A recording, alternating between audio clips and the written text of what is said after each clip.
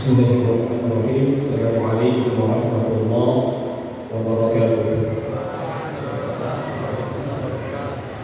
Alhamdulillahirabbil alamin. Wassalatu wassalamu ala asyrafil anbiya'i wal mursalin wa ala alihi wa sahbihi wa tabi'in wa tabi'ut tabi'in wa man tabi'ahum bi ihsan ila yaumil wa ba'd. Hadirin jemaah salat tarawih yang insyaallah dimuliakan oleh Allah. Alhamdulillah, kita bersyukur kepada Allah Subhanahu wa taala pada malam hari ini Allah masih memberikan kepada kita kekuatan, kesempatan untuk khususnya kita di bulan suci Ramadan tahun ini, karena berapa banyak orang yang berharap untuk berpuasa di bulan suci Ramadan namun dia tidak berjumpa dengan bulan suci Ramadan.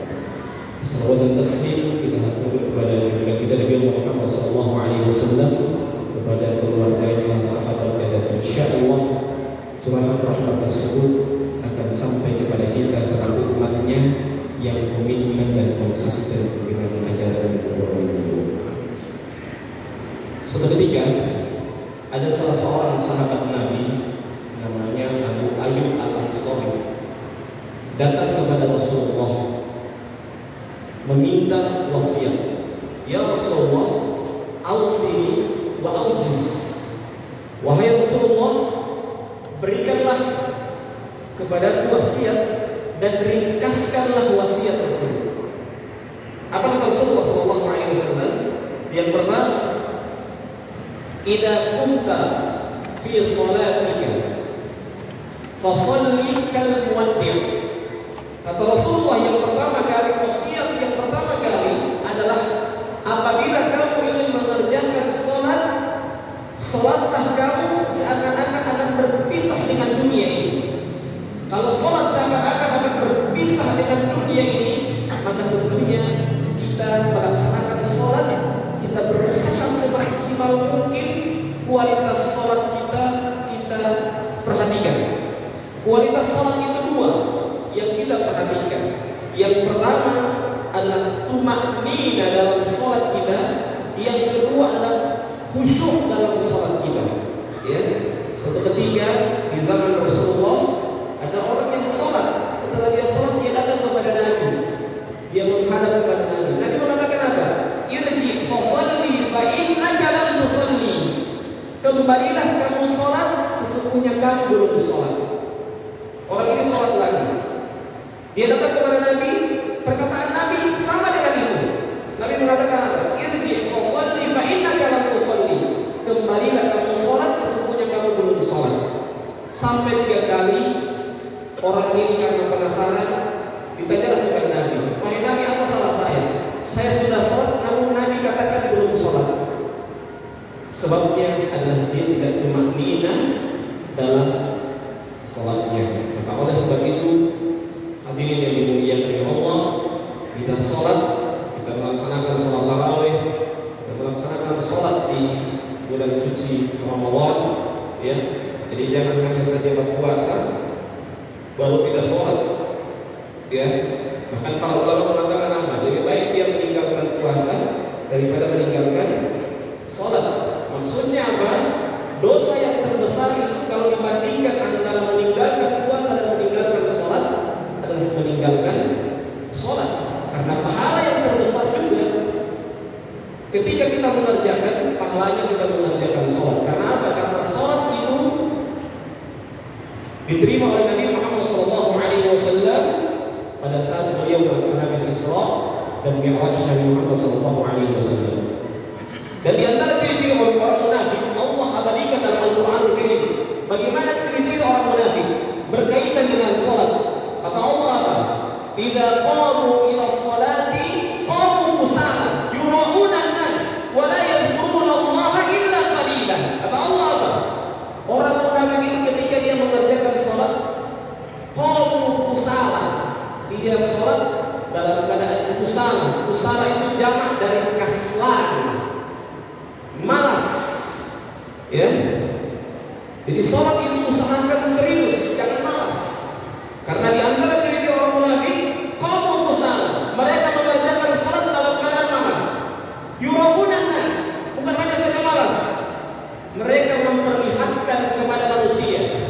Dan yang ketiga, wala yadhkurunallaha illa qalila, dan tidaklah dia berzikir kepada Allah kecuali dalam jumlah yang sedikit.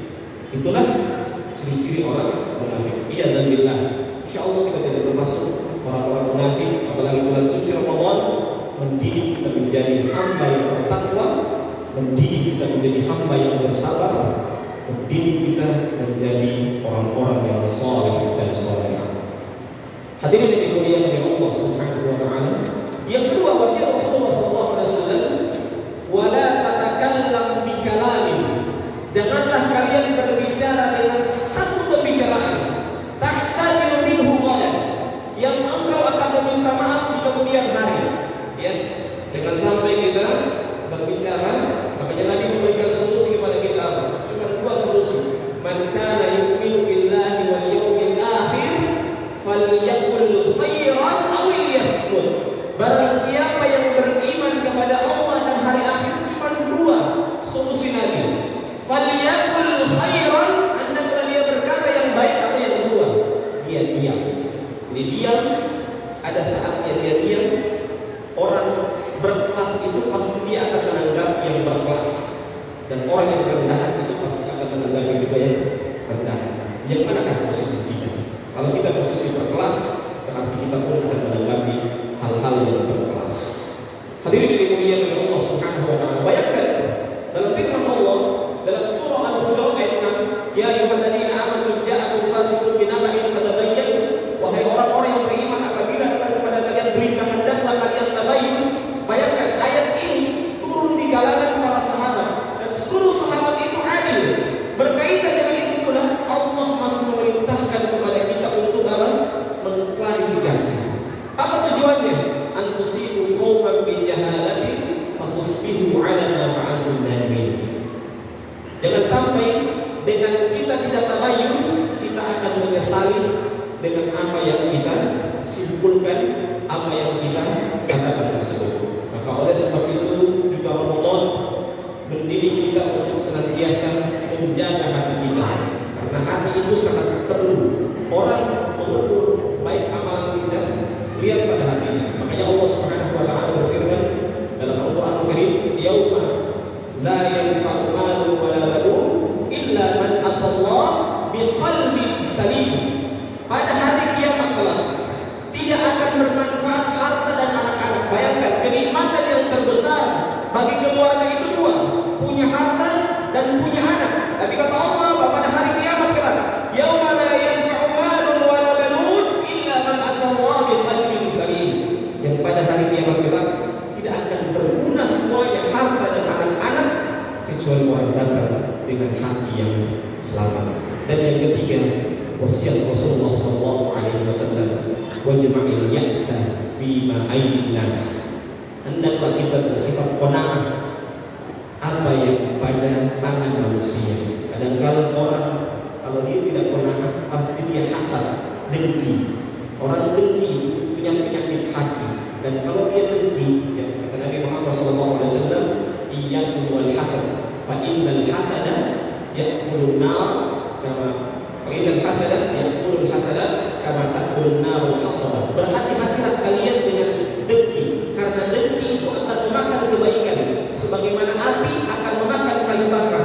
Betapa cepatnya api memakan kayu bakar, begitu juga orang yang hasad, orang yang dengki, pasti dia akan begitu cepatnya memakan kebaikan-kebaikan yang orang lakukan selama ini, dan penyakit hati yang ada pada dirinya tersebut. Maka oleh sebab itu kita di bulan suci Ramadan kita diperintahkan juga untuk senantiasa berderma, ya, kita memberikan buka puasa, kita bersedekah. Bayangkan Nabi Muhammad SAW sebagaimana kata Aisyah, kata Nabi SAW ajwadun nas, bahwasanya Rasulullah SAW itu orang yang sangat dermawan, wa ajwadu ma yakunu fi Ramadan, dan lebih dermawan lagi pada bulan suci Ramadan. Maka jangan sampai, karena dalam bahasa Arab, ya, pelit itu ada dua, ada namanya bakhil, ada namanya syuh. Kalau bakhil itu cuma hanya orang lain, untuk orang lain, ia tidak mau berikan hanya sama orang lain. Tapi kalau syuh, a'udzubillahi min dzalik, jangankan sama orang lain, sama dia diri sendiri,